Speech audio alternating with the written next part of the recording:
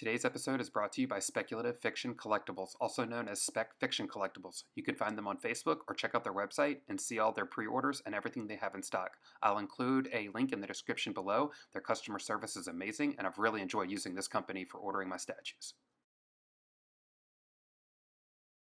What's going on, everybody? Welcome back to the channel. Today we got this absolutely insane quarter scale Zodd in his apostle form. I have been very excited about seeing this thing. This is a private, unlicensed commission I came across on Facebook and jumped in nice and early, and I'm really glad I did because there's only 20 of these made. I was able to get number 9, and now you can see it with my other Prime 1 Berserk pieces and just how the scale just matches so perfectly with these other characters, and there's just so many things to go over with this particular statue.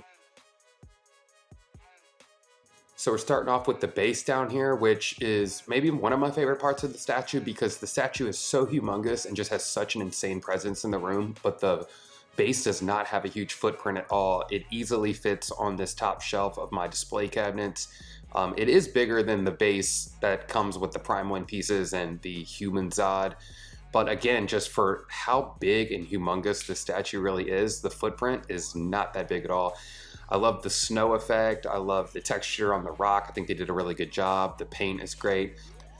This is one of the swords that you get to go into the base. The detail and the texture is awesome, and it goes so well with the Prime 1 swords that are on the bases on those other pieces. Did a really good job. So there's 3 sword pieces total. 2 swords sticking out with the handles up, and then 1 single broken blade in the back there. It's very easy to find where they go. It's very obvious, and yeah, I just think the swords just really tie in the other bases really well. And just a little close-up here of the detail. And we're gonna go ahead and cruise on up to Zodd. I'm showing you his texture of the fur. That front foot there is what keys in, so it's a nice, humongous, deep key that goes into the base there, and then the back foot just has a footprint in the snow that he kind of sinks into, but very effective where he looks like he's actually sinking into the snow there. The anatomy is really good. For him being so furry, I really like that you can see his human muscular form.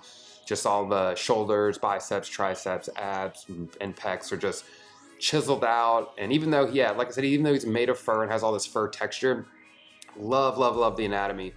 The paint on the nails is pretty phenomenal.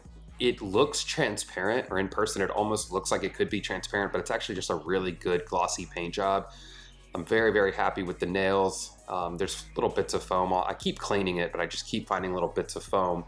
But the hand is absolutely humongous, and you can see I have a pretty large hand, but it just swallows it. I mean, this piece is, on camera, it just does it absolutely no justice because in person it's so powerful and girthy and tall, and he's super hunched over, but you can still get a sense of just how big he really is.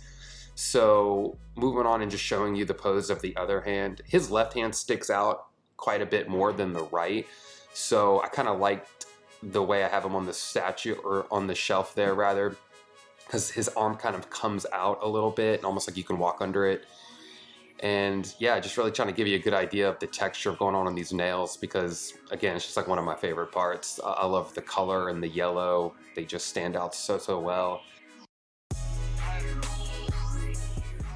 Coming back up into the paint, I think the paint on the fur is great. I do have a pretty strong light on it right now just for the camera, so you can really see the shadowing, but when I have, you know, the regular lighting in my little gallery here done correctly, the shadows just fall right into the lighting, and they do a great job.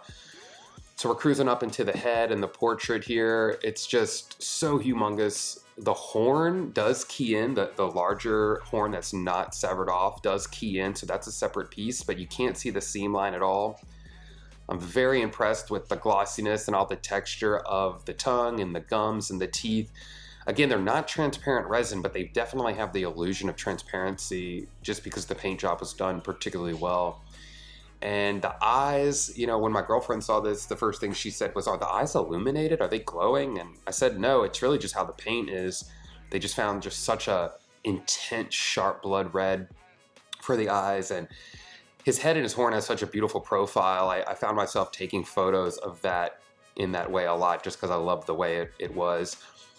I wanted you to kind of see on top of him a little bit, some of his back anatomy, but at first I thought the broken horn base was a little small compared to the other horn, but then actually when I went back and looked at the manga, there are several references where that horn must have been removed at an earlier stage, and just that's actually how it is. It's accurate. So just wanted you guys to have an idea and see it on the shelf, and he does hang over a little bit, but it's nice and high, so far everyone's been able to just kind of walk right under that arm. But I wanted you to see the texture on the horn, all the cuts, all the abrasions from his battles, just absolutely perfect. How the horn is broken and the broken texture on it is very, very similar to the manga, down to the chips and where it cracked and broke. It's very, very accurate. But there's not a whole lot to the statue except just the sheer presence and size and weight of the whole thing. I actually don't have the tail on. It was a little, I could have fit it, but I would have had to pull them a little more closer or a little further out from the wall, and I didn't really want to do that. So I actually ended up just leaving the tail off, but you can't see it. No one's noticed it. You can't notice it in pictures.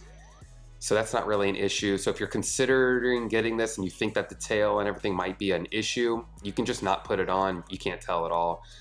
I love the coloring and shadowing on the teeth we saw there earlier, but yeah, just kind of going over it one more time. So basically the overall, pieces of this thing are the base, it's the 3 swords, his body is an entire piece, and then you have the tail and the horn that keys in, and that's really it. So if you decide to get this, definitely you're gonna need a hand or two to put it together, especially if it's going on a high shelf.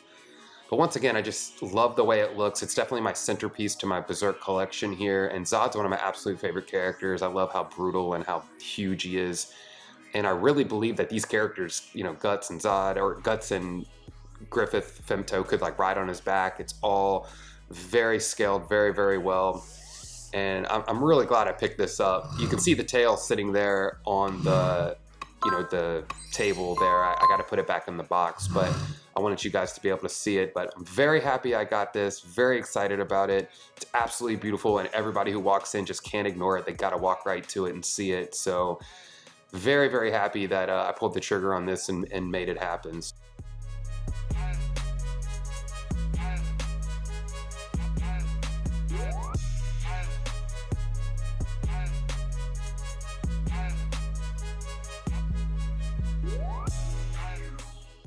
Thanks for checking out the statue with me, guys. It was a lot of fun and it was pretty crazy to put together, but stay tuned. We got a lot more pieces coming and I plan on posting more regularly, so we'll see you next time.